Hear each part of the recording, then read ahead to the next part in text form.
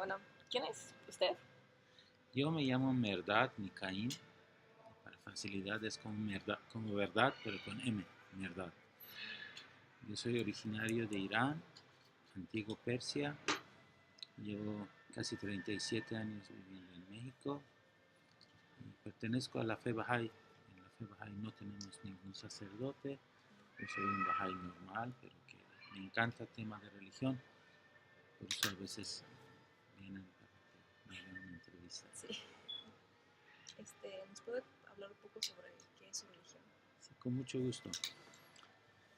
Mira, la esencia o la base, el fundamento de la fe Bahá'í está relacionado con tres principios básicos. Creemos que existe un solo Dios, existe una sola raza humana y existe una sola religión. Los primeros dos más o menos todos están de acuerdo, pero en el tercero dicen, oye, ¿cómo es que hay una sola religión?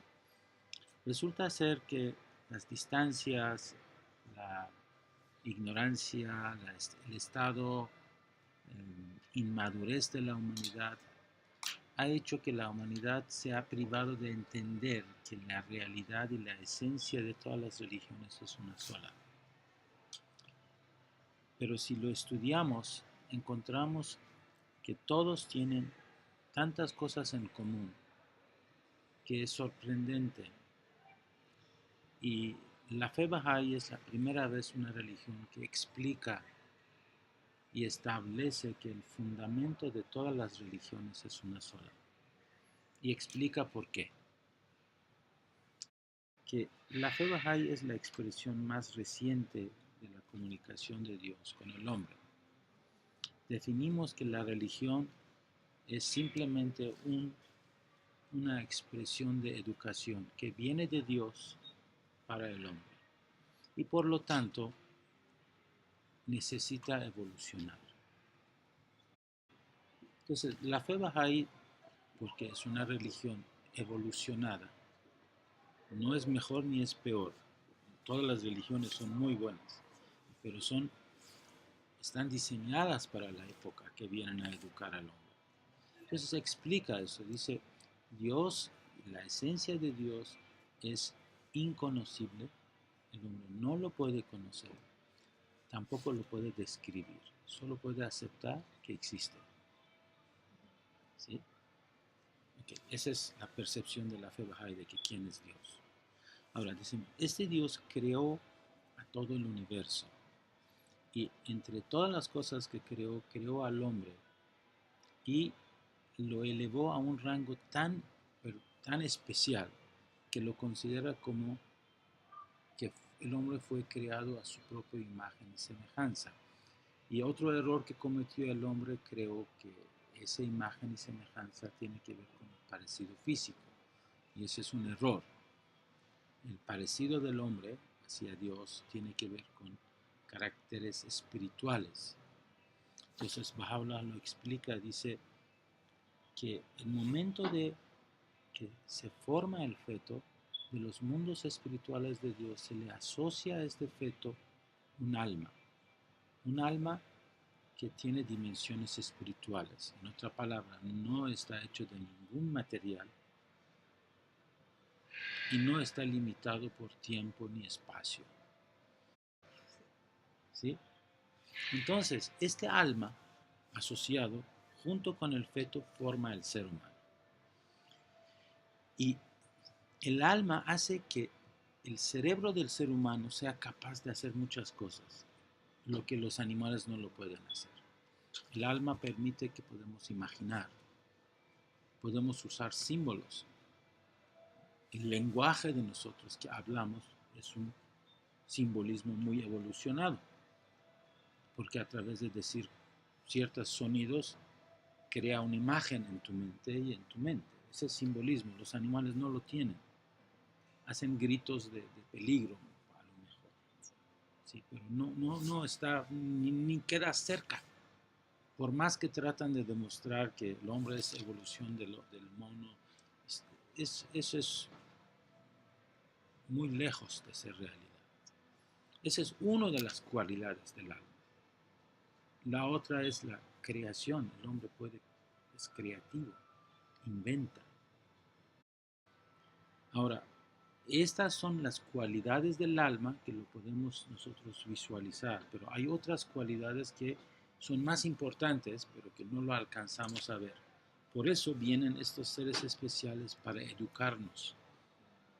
Y que estas cualidades que el alma tiene que aprender a poseer son la paciencia, la moderación, el amor, la generosidad y todas las demás cualidades espirituales que todas las religiones lo promueven. ¿Okay? Todas. Ninguna religión dice, oye, debes de ser mentiroso, debes de ser veraz, honesto, ¿sí? Inteligente. Todas esas cualidades son del alma, viene del alma. Ahora, Baha'u'lláh explica en la fe Baha'i, para los que quieren, dice, de la misma manera, el alma está en el vientre del cuerpo del ser humano, así en una parábola. Pero esta vez el alma tiene que desarrollar esas capacidades, esas cualidades con el libre albedrío.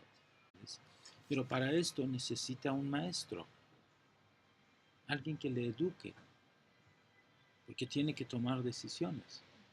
Ya no crecen solito. Y esos maestros, creemos en la fe Bahá'í, que son estos seres especiales que a través de la historia han aparecido y han tratado de educar a la humanidad y a la vez los más adultos educan a sus hijos para que estén enterados que lo que fortalece al alma es aprender a amar, aprender a perdonar, aprender a ser generoso, paciente, tolerante, y que esto es la esencia de la religión.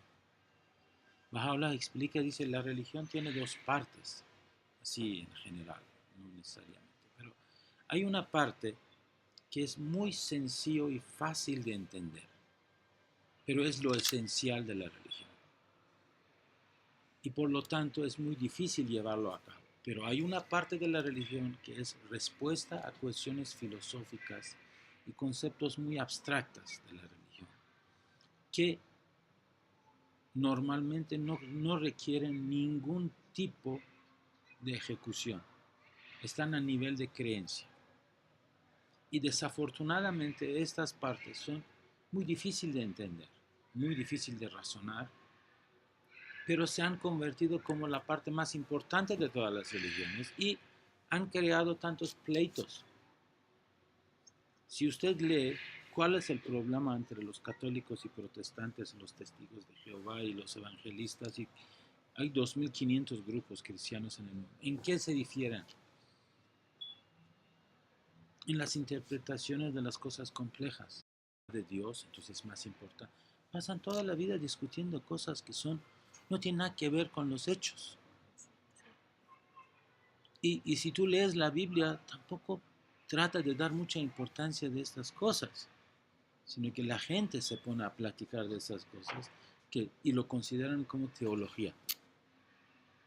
Cuando la teología tiene que ver con la vida diaria. Tiene que no seas corrupto, seas generoso, amoroso, paciente, ayudas a tus semejantes. Esa es la religiosidad que Dios quiere que tengamos. Pero desafortunadamente esa parte de religión se olvida. Y la gente agarra la otra parte. Bueno, es lo que yo creo. Ahora, Baha'u'lláh dice, debe de haber una educación desde que somos niños para conocer esas cualidades espirituales. Tenemos que conocerlo, tenemos que saber qué quiere decir generosidad. Pues hay que explicárselos a los niños para que conozcan y sepan en el mundo real qué significa eso. Luego necesitan, por ejemplo en la fe Bahá'í, estudian los niños Bahá'ís acerca de todas las religiones. Un Bahá'í cree en todas estas religiones. Baha'u'lláh dice, uno de los principios que debe de obedecer el hombre es investigar la verdad de forma independiente. Porque ni siquiera la religión debe de ser una expresión de herencia. No es digno. ¿Por qué? Porque cada libro sagrado está diseñado para una época. y responde las preguntas de esta época y por lo tanto no puede responder las preguntas de una época diferente. Y cuando no hay respuestas para una época diferente, ¿quiénes inventan esas respuestas? Pues los pastores y los sacerdotes. Y una de las razones que el cristianismo se dividió en muchos era precisamente porque hay muchos aspectos que no se trata en la Biblia. Y el Vaticano fue el primer órgano que empezó a dar respuestas a cosas inclusive científicas. Por eso Dios trae la revelación progresiva, que cada religión evoluciona a las religiones anteriores, afirma el anterior y sigue adelante. Un cristiano acepta a Abraham, acepta a Moisés, acepta el Antiguo Testamento y le agrega el Nuevo Testamento. ¿Sí? De la misma forma, el Islam acepta el Nuevo Testamento, el Antiguo Testamento y le agrega el Corán. Y la fe Bahá'í de igual manera acepta todas las religiones anteriores y dice aquí están las enseñanzas necesarias para la nueva forma de vida que ustedes quieren tener. Cuestiones como qué hacemos con la economía. Es la primera vez que en una religión toca ese tema, habla acerca de establecer un sistema monetario mundial. ¿Ustedes conocen alguna religión que en su texto sagrado toca ese tema? No, no hay tal, porque no era necesario. ¿Sí? O por ejemplo, Baha'u'lláh habla acerca de establecer un sistema de idioma y lenguaje a nivel internacional. O Baha'u'lláh por primera vez habla acerca de igualdad de derechos entre hombre y la mujer.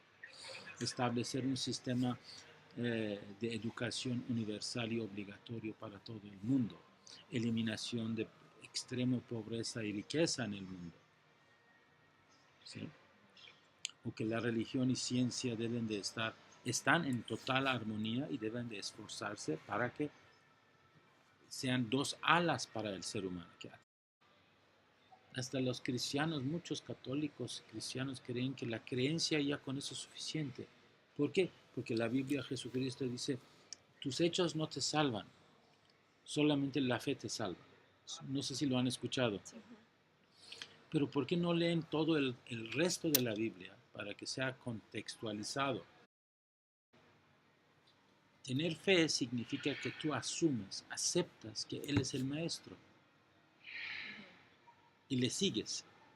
Pero cuando tú asumes y aceptas, obedeces. Entonces la obediencia proviene de la fe que tú tienes al maestro. ¿Sí?